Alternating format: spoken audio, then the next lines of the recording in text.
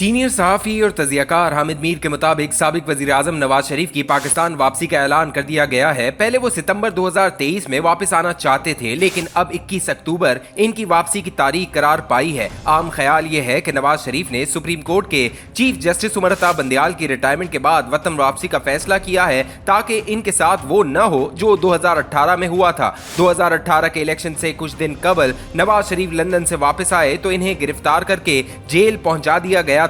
मुस्लिम league नून के कानूनी माहिरीन का ख्याल है नए चीफ जस्टिस काजी फाइज ईसा की तरफ से नवाज शरीफ को जेल भिजवाने पर इसरार नहीं किया जाएगा। काजी फाइज ईसा से हर किसी को अपने अपने मतलब की उम्मीदें वाबस्ता हैं। मुस्लिम लीग नून का ख्याल है कि तहरीक इंसाफ की हुकूमत ने काजी फाइज ईसा के खिलाफ नाअहली रेफरेंस फाइल किया था। इनके ख्याल में काजी फाइज ईसा चीफ जस्टिस बनकर तहरीक इंसाफ से इंतकाम लेंगे और मुस्लिम लीग नून को बहुत फायदा पहुंचाएंगे। दूसरी तरफ तहरीक इंसाफ वालों को काजी फाइज ईसा की जात में अचानक एक बाउसूल जज नजर आने लगा है और इनके ख्याल में काजी साहब चीफ जस्टिस बनकर पाकिस्तान में आईन और कानून की बालादस्ती कायम करेंगे। पहले भी कई मरतबा अर्ज कर चुका हूं कि जस्टिस काजी फाइज ईसा से हर हुकूमत नाराज हो जाती है। बतौर chief justice Balochistan high court उन्होंने सुप्रीम कोर्ट के हुक्म पर मेमोगेट इंक्वायरी रिपोर्ट लिखी तो 2012 में पीपल्स पार्टी की हुकूमत इनसे नाराज हो गई। 2016 में कोयटा में एक बम धमाके में 75 अफराद शहीद हो गए। इस धमाके की इंक्वायरी रिपोर्ट पर मुस्लिम लीग नून की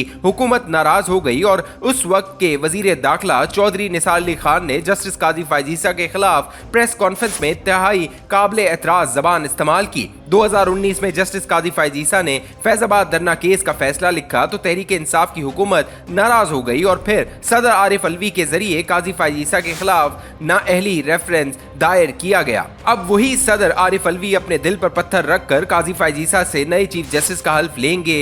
हो सकता है कि इनका दिल न माने, वो बीमार पड़ जाएं और इनकी जगह चेयरमैन सेनेट को काजी फाइज ईसा से हल्फ लेना पड़े। बहरहाल चीफ जस्टिस बनने के बाद काजी फाइज ईसा के लिए सबसे बड़ा चैलेंज आईन व कानून की बालादस्ती कायम करना होगा। इमरान खान की हुकूमत ने काजी फाइज ईसा के साथ जो किया इसकी मजम्मत तो हमने उस वक्त की जब खान साहब वजीर आजम थे। अभी काजी फाइज ईसा के खिलाफ रेफरेंस फाइल नहीं हुआ था और मैंने इस कॉलम में लिखा था कि काजी फाइज ईसा के खिलाफ साजिश शुरू हो गई है। इमरान खान ने मुझे वजीर आजम हाउस बुलाया और यकीन दिलाया कि वो काजी फाइज ईसा के खिलाफ कुछ नहीं करेंगे, लेकिन चंद रोज के बाद रेफरेंस फाइल कर दिया गया। इस रेफरेंस का असल मकसद फैजाबाद धरना केस में सुप्रीम कोर्ट के फैसले पर अमल दरामद रोकना था। अगर फैजाबाद धरना केस के फैसले पर अमल दरामद हो जाता तो वो ना होता जो आज पाकिस्तान में हो रहा है। आज आईजी और डीसी साहिबान ने अदालती फैसलों को मजाक बना दिया है। इमरान खान कुछ खुफिया इदारों के आलाकार बनकर काजी फाइज ईसा को नाअहली के रेफरेंस में ना उलझाते तो आज अटक जेल में न होते। नए चीफ जस्टिस काजी फाइज ईसा को फैजाबाद धरना केस में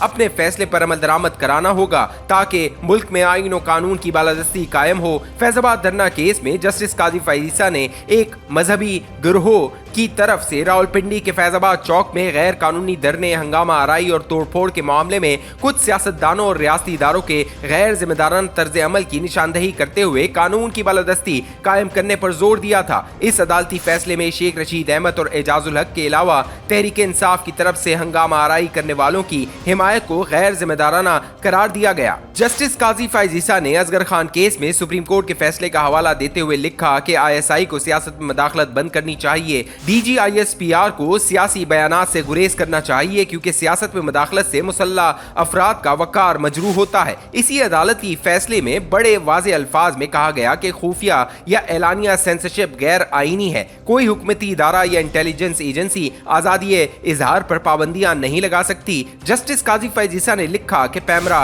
जियो और डॉन टीवी को तहफ़्फ़ुज़ देने में नाकाम रहा। इन चैनल्स को DHA और कंटोनमेंट एरियाज में जबरदस्ती बंद किया गया। अदालती फैसले में इलेक्शन कमीशन ऑफ पाकिस्तान को भी याद दिलाया गया कि इसने जिन सियासी जमातों को रजिस्टर कर रखा है इनसे इनकी आमदनी के जराए पूछना भी इसकी जिम्मेदारी है। काराइन को याद होगा कि फैजाबाद धरना केस में हंगामा करने वाले गिरोह और हुकूमत के दरमियान एक मुआहिदा हुआ और इस तहरीरी मुआहिदे के जामिन मेजर जनरल फैज हमीद थे। काजी फाइज ईसा ने अपने फैसले में लिखा था कि हुकूमत ऐसे फौजी अफसरान के खिलाफ कार्रवाई करे जिन्होंने सियासी सरगर्मियों में हिस्सा लेकर अपने हल्फ की खिलाफवर्जी की है। इस फैसले के खिलाफ तहरीक इंसाफ ने नजरसानी की अपील दायर कर दी थी और बाद में जनरल फैज हमीद को ISI का सरबराह बनाकर जस्टिस काजी फाइज ईसा के खिलाफ इंतकामी कार्रवाइयों की गई। जनरल फैज हमीद न सिर्फ असगर खान केस बल्कि फैजाबाद धरना केस में भी सुप्रीम कोर्ट के फैसले की खुल्लम खुल्ला खिलाफ वर्जी करते रहे। वो एक सियासी प्लेयर बनकर सियासी जोड़ तोड़ करते रहे और आला अदलिया में मनपसंद जजों की तकर्री में भी अहम किरदार अदा करते रहे। उन्होंने एक सहाफी को बड़े वाज़े अल्फाज में कहा था कि वो कम अज कम 30 साल तक इक़्तिदार में रहेंगे। जनरल फैज ने जनरल बाजवा की सरपरस्ती में जो किया सो किया, लेकिन सवाल ये पैदा होता है कि क्या आज सियासत में खुफिया इदारों की मदाखलत बंद हो गई है? क्या आज पाकिस्तान में एलानिया और गैर एलानिया सेंसरशिप आयद है या नहीं? आज का पाकिस्तान कहां खड़ा है? फैजाबाद धरना केस के फैसले में कुछ सियासतदानों को गैर जिम्मेदाराना करार दिया गया, लेकिन किसी सियासतदान के खिलाफ कार्रवाई का हुक्म नहीं दिया गया था। इस फैसले में कहा गया था कि सियासत में मदाखलत करने वाले फौजी अफसरान के खिलाफ कार्रवाई की जाए। इन अफसरान के खिलाफ कार्रवाई की बजाय फैसला लिखने वाले जज के खिलाफ कार्रवाई शुरू हो गई थी। क्या जस्टिस काजी फैज ईसा अपने इस फैसले की रोशनी में इन अफसरान के खिलाफ कार्रवाई पर तवज्जो देंगे जो अब रिटायर हो चुके हैं? नए चीफ जस्टिस काजी फैज ईसा को किसी एक सियासतदान या सियासी गिरोह का नहीं बल्कि सिर्फ और सिर्फ पाकिस्तान के आईन का साथ देना है।